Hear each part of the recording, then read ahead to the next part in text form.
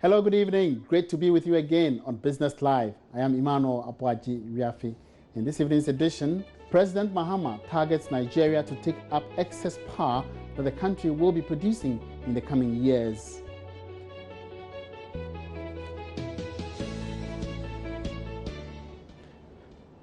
About 200 businesses have so far successfully registered using the Registrar General's Department's online process.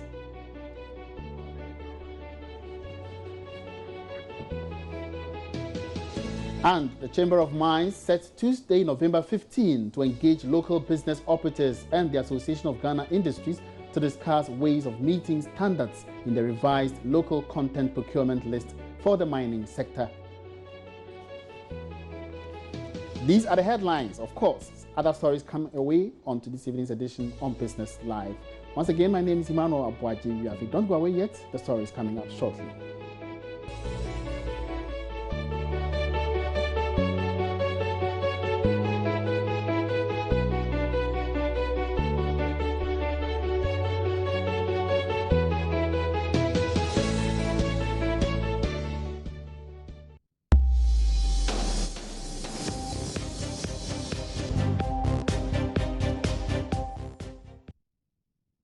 You're welcome back. Now, government is targeting Nigeria to take up excess power that the country will be producing in the coming years. The recent power crisis resulted in lots of power producers coming in to help address the problem. However, according to President Mahama, there are fears the country will soon be producing more power than it actually needs in the next 3 years. Addressing business owners at the Ghana Investment Promotion Center breakfast meeting with CEOs, the president said the arrangement will ensure investors in the power sector get value for money. We have unacceptable losses that we need to deal with. If we're able to deal with those losses, I'm sure that we will be cost recovering, because there are illegal connections, there are line losses, there are all kinds of things that make our losses unacceptably high, estimated at 25%, or more. And so those are things we are trying to deal with, and that is why we signed the agreement with the Millennium Challenge Compact to improve the distribution of power and make sure that we're collecting revenues more efficiently. And that is why we agreed that the private sector should come in and assist, because try as we can with the ECG, it is not being able to collect the power, the revenue for the power that is generated. And so it has worked in many countries. In our neighbor Cote d'Ivoire, the companies that are coming to your door and taking the revenue, and it's not a state-owned enterprise, it's private sector. And it's proven that the private sector is better at doing that, so that then the distributor can concentrate on the technical issues that they need to deal with to ensure that power is regular and consistent. And in a related development, the president is also promising of a significant reduction in the public debt and other economic variables by December. He spoke about how to deal with the rising interest rates. The most serious threat to business and the private sector is an unstable economy. And an unstable economy exists when you have the deficits rising unsustainably.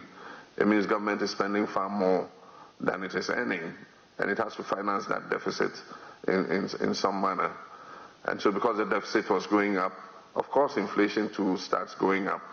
Interest rates ballooned, and the cedi started depreciating. I mean, no business can survive in an environment like that. But I know that what affects you most is interest rates, the high cost of borrowing. And that is why we have introduced a public debt management strategy that tries to control government borrowing. We're trying to create a situation where we don't crowd out the private sector. And happily, if you look at the statistics, crowding is reducing because government is reducing continuously its domestic borrowing. Indeed, we're doing some substitution. And so if you notice, some of the Eurobonds that we floated have been to take out the more high interest domestic debt. And so sometimes when we go on the Eurobond market, It is not to finance the budget, but to reduce the incidence of the domestic debt as a burden on the budget. And so that is going well. As part of the IMF program, we presented a public debt management strategy, which we are following quite consistently. And it is seeing a reduction in the incidence of public debt. We've come from a high of about 73% to currently about 67%. And my indication is that this will continue to go down. Away from that, about 200 businesses have so far successfully registered using the Registrar General's Department's online process. This is after the Registrar General's Department launched its online registration portal over a year ago in May 2015. But what has been the experiences of some business operators so far, and what response by the Registrar General? Answers in this Business Desk report. The Registrar General's Department online registration portal was introduced as part of initiatives to enhance the business registration process in the country. So, to what extent has this goal been achieved? Some business operators that have tried the service have been speaking to Joy Business. I was hoping, honestly, when I went to the website first, that I could be able to register there, but it doesn't work that way. You just print your forms in and still have to come here in the first place. So I was searching for the different forms and stuff to fill, and then it just ended. It didn't move any, go to the next window or something. No, it just ended at one. I don't remember where exactly on the website ended, but it just ended there. So I had to print the forms out, fill them manually, and then come here to continue. I only printed out the registration form and I had to fill it and come here, Meanwhile, online, I believe name search should even be the first thing. It should be very easy for you to log in with a name to check if the name is really registered or not before you can even move here. And it's not working. The Acting Registrar General, Jemima Owari, however, explains to Joy Business they are working to enhance the process. They are not too used to the system, and so they get into it. We query a lot. They are not used to the system. So when they put in an application and it comes in, we would actually query quite a bit to get it to conform to what we want. They are now learning. But those who've been registering online and have gotten a hang of things, within 2-3 days, they get their documents approved. That whole process, getting the different levels of approval, it could take you maybe 2 days or 3 days. That is when you come. When you come here, yes. So online, we are hoping that with online, we should even reduce the time. So we've asked the software developers to give us a flag, so that when we are approving applications, we'll approve online applications, earlier than the manual ones, as a form of incentive to get people, to stay at home, to register businesses online. The Registrar General's Department portal is also integrated with the Ghana Revenue Authority systems to identify users by their tax identification numbers.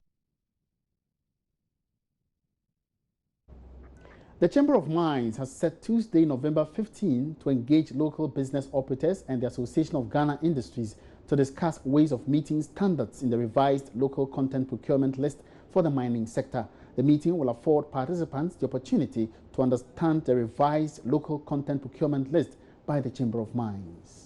The Chamber of Mines revised its local content procurement list as part of initiatives to promote more indigenous companies to participate in the mining sector. According to the Chief Executive Officer of the Chamber, Suleiman Kone, the engagement has become necessary due to the importance it attached to promotion of local content in the country. One of the inputs or one of the items on the procurement list of the Minerals Commission is electric cables, heavy-duty electric cables. And we believe that although I have seen some improvement between the 2014 and 2015 performance of the mining industry, we can do a lot more. So to interrogate that further, we need to workshop it, have a workshop and start discussing, not just amongst ourselves, but even with the Ghana Standards Authority, because there's an issue of standards as well. Ghana Standards Authority, on the basis of the discussion, we could even develop standards for some of these electric cables. And then again, get in the Ministry of Trade, because trade policy is also important. And then Minerals Commission, the regulator, and so on. And we also bring in the electrical engineers from the mines. We also bring in the cable manufacturers themselves, and then the AGI, all coming to help us to unravel the issues so that we walk away knowing that we have a blueprint regarding solutions to encourage more local manufacturing and more local procurement of electric cables in the mining industry. At the recently held Association of Ghana Industries Local Content and Investment Conference, Chief Executive Officer of the AGI, Setchum Akwabwa, emphasized the importance of such stakeholder engagement.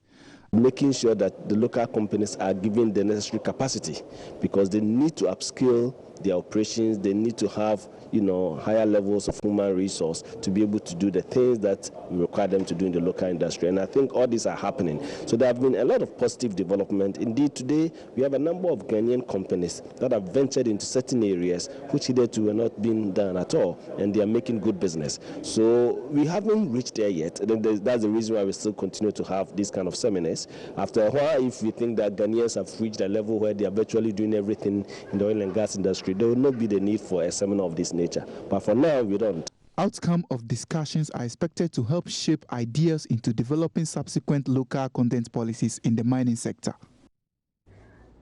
Now, global leading air conditioning systems company MIDI is targeting to boost sales in Ghana with the introduction of new products. Sales grew by 72% this year, following an average of 50% recorded since 2014 when the company penetrated the Ghanaian market.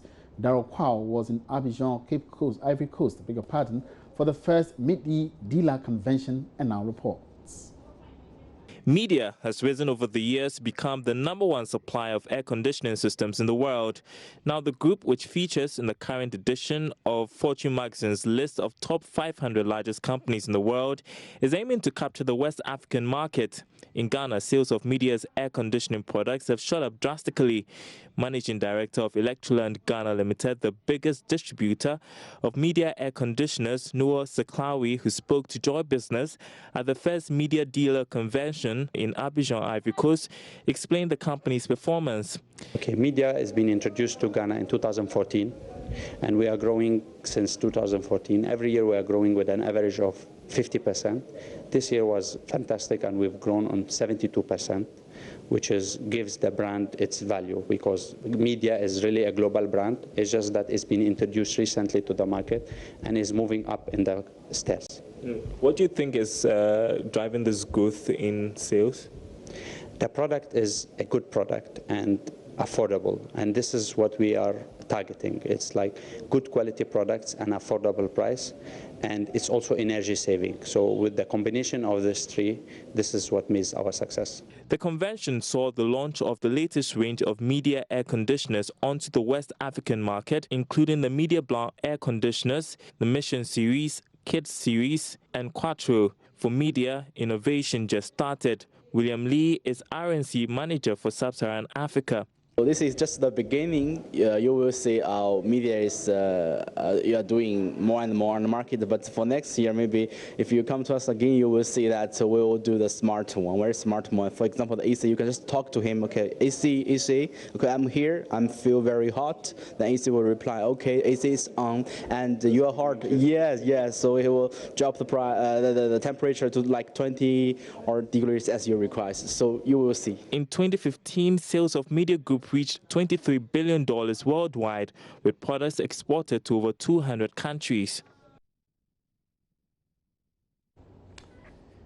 Away from that, the Petroleum Commission is prevailing on Ghanaian businesses to reposition and take advantage of new opportunities in the oil and gas sector. The Commission says it has instituted adequate measures to further enhance local content and participation in that sector. According to the CEO of the Commission, Theophilus Ahurin, more strategies are being implemented to maximize the benefits to Ghanaians, especially with 2 more fields coming on stream. Speaking with Joy Business at the just-ended Local Content Conference and Exhibition, he emphasized it is up to local businesses to exploit the new prospects.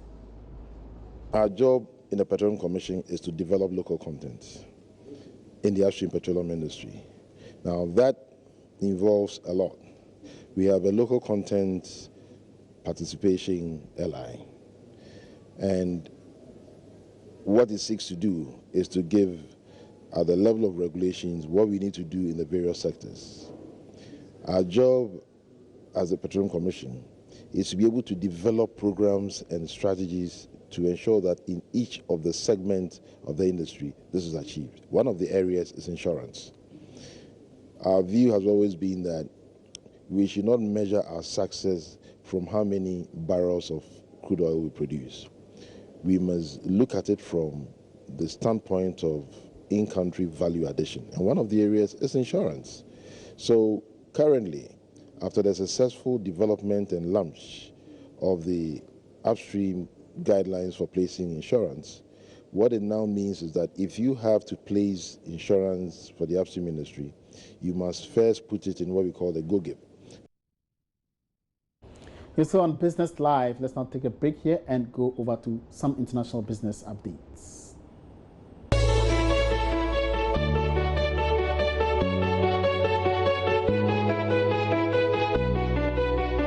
Annual inflation in Nigeria accelerated in October to 18.3%, according to the National Bureau of Statistics. It's the highest in more than 11 years and the 9th straight monthly rise, in another sign of the crisis in Africa's biggest economy. The rise from 17.9% in September reflected higher prices for electricity, clothing, and food, a separate index for which rose to 17.1% from September's 16.6%. Nigeria, an OPEC member and Africa's most populous nation, has seen its economy fall into recession for the first time in 25 years, largely because oil prices have fallen. Crude oil sales account for 2/3 of government revenue. In addition, a series of militant attacks since January have cut oil output, and a dollar shortage has frustrated businesses that have struggled to import raw materials for production. In October, the Statistics Office revised its forecast for year-end inflation, estimating that the index would end at 17.1% to 18%, up from its forecast of 9% at the start of the year.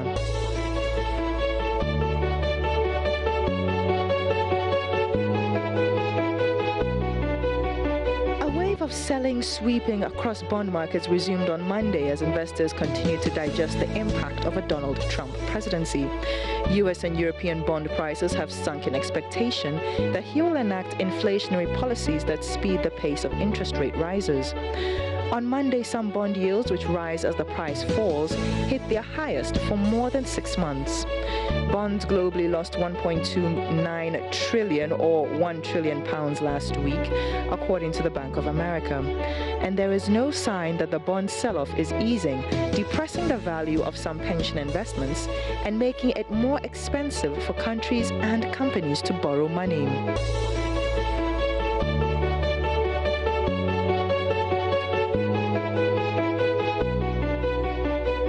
Banks are out of cash, ATMs are broken, frustration has given way to anger. 5 days ago, India suddenly banned more than 80% of its rupee notes, launching a currency exchange program that has been dogged by logistics snafus, poor banking infrastructure, and intense demand for the new money. Prime Minister Narendra Modi said last week the ban on old 500 and 1,000 rupee notes would strike a blow against corruption and tax evasion. Citizens rushed to swap the banned notes, India's largest, for new bills issued by the Reserve Bank of India. But demand has overwhelmed the country's banks, which stayed open over the weekend in an attempt to process more transactions. On Monday, lines to exchange money were again thousands deep, and anger was mounting. There have been reports of scuffles, and some outraged customers have smashed ATM screens.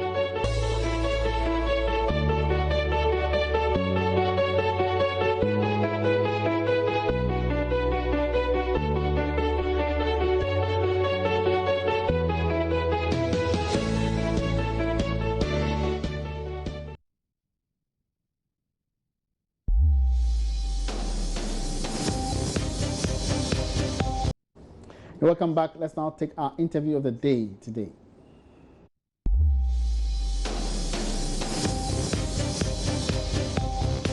No, I think the engagement series organized by GIPC is a fantastic event. At least it gave us the opportunity to talk to the president directly, to understand what his plans are for the country, why we are in some challenges, we're facing some challenges that we're going through now. And it also gave us the opportunity to ask him questions directly. For us in the pharmaceutical industry, we think we can offer more. So we suggested to him that we could increase the drug supply from local manufacturers, which he thought was challenging. And he also thought that it's something that we could discuss and find a solution to. So he's very much in support of that. Now, other industries also had the opportunity to do same, and I think that it's an engagement that we should continue. We should engage the leaders hopefully every quarter. I think it's a fine way to establish clearly how we move forward as a country. Are you optimistic or are you convinced by some of the assurances that he's given with respect to addressing the issues? Because some would say that we've heard these things from several government officials before. The economy stabilized, we are not borrowing more, and every year we see those huge deficits which has impact on your operations. Are you convinced this time by whatever assurance he's given to you as a businessman? No, we give him the opportunity to prove us wrong. I mean, he's in the driver's seat. He understands exactly what is happening. So if he comes out and gives us these assurances, I think that will allow him the opportunity to tell us whether this is possible or not. So we'll leave it to time, and I'm sure time will tell. How is the business environment treating you as a pharmaceutical firm? Getting into election season and all those things? How are things doing? I think the forex market has been fairly stable, which is one of our major concerns, because we import a huge chunk of our manufacturing, of our raw materials and packing materials. So it's been fairly stable. We hope that it continues being stable. We also hope that the power situation is stabilized and continues to be stabilized. These are two key things that we hope that we keep, he keeps that. If you follow the forex market over the past 2 weeks, there have been some blips already on the market going down. Is this something that worries you, looking at what you've seen over the past months about the city's stability? Well, our focus was to have the dollar stay at 4. So it rising slightly is of concern to us. We hope that measures are put in place to come back to 4, because it affects our business drastically.